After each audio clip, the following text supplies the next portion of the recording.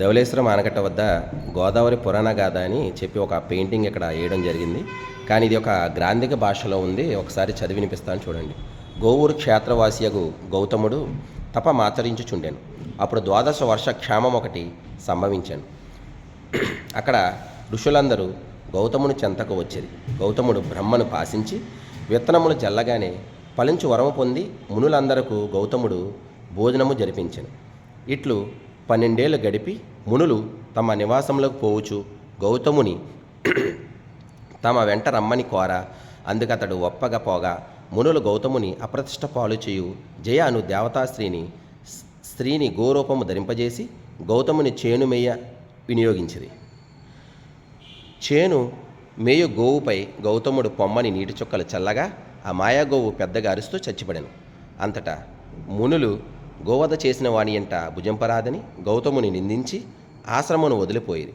గోహత్య పాతకము పోవుటకు గంగను తేవలనని శివునిపై తప్పింపగా శివుడు ప్రత్యక్షమై తన జటానొక దానిని ఇచ్చి గోవుపై పిండుమనెను. గౌతముడు ఆ జటను తెచ్చి గోవుపై పిండగానే ప్రాణము పొంది గోవు దేవతాస్త్రీ రూపమును పొంది వెళ్ళిపోయాను. గోవుపై పిండిన జలములే గోదావరిగా ప్రవహించి సముద్రుని చేరు వరకు లోక కళ్యాణమును సాగించుచు ప్రసిద్ధికెక్కినది. ఇది గ్రాంధిక భాషలో ఉంది. ఇప్పుడు మనకు అర్థమయ్యే తెలుగు భాషలో మనం చెప్పుకుందాం. కొవ్వూరు క్షేత్రవాసియగు గౌతముడు తపమాచరించుచూ ఉండెను. అప్పుడు ద్వాదశ వర్ష క్షామం ఒకటి సంభవించెను. అనగా కొవ్వూరు క్షేత్రవాసియగా అంటే కొవ్వూరులో నివసిస్తున్నటువంటి గౌతమ మహర్షి తపం ఆచరించుచూ ఉండగా అంటే తపస్సు చేసుకొనుచుండగా అప్పుడు ద్వాదశ వర్ష క్షామం ఒకటి సంభవించింది. అక్కడ అంటే ఆ ప్రాంతానికి కరువు సంభవించింది.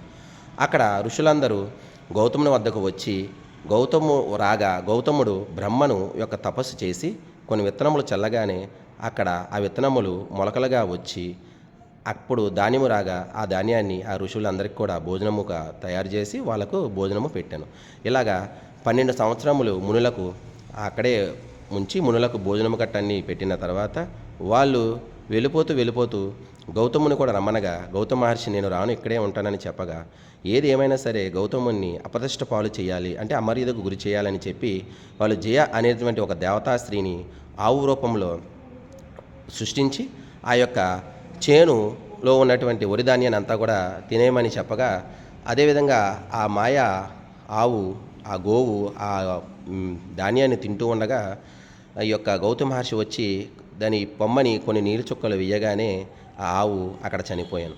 అక్కడ గో హత్య జరిగింది కాబట్టి ఆ ఋషులందరూ కూడా నువ్వు గోహత్య చేసావు కాబట్టి నువ్వు చాలా పాపం చేశావు అని చెప్పి ఆ నింద అతనిపై వేయగా ఆ యొక్క గౌతమ మహర్షి శివుని కొరకు ప్రార్థించగా శివుడు ప్రత్యక్షమై తన జటాజుటు అంటే తన తలలో ఉన్నటువంటి నెత్తి మీద ఉన్నటువంటి వెంట్రుకల నుంచి ఒక వెంట్రుకనిచ్చి అక్కడి నుంచి ఆ యొక్క జటాజటువు అంటే యొక్క తలపై ఉన్నటువంటి వెంట్రుకను ఒకటి ఇవ్వగా ఆ వెంట్రుకను తీసుకెళ్ళి గోవుపై పిండమనెను. ఆ విధంగా గోవుపై పిండగానే ఆవు ప్రాణం పొంది గోవు దేవతాస్త్రీగా రూపం పొంది అక్కడి నుంచి వెళ్ళిపోయాను.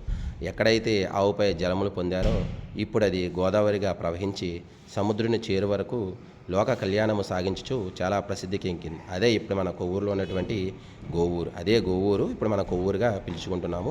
అక్కడ ఉన్నటువంటి శివాలయము గౌతమ మహర్షి తపస్సు చేయగా అక్కడే ఆయన ప్రార్థించగా ఉన్నటువంటి శివాలయము. ఇప్పటికీ ఆ యొక్క శివాలయము చాలా ప్రాముఖ్యత పొందింది.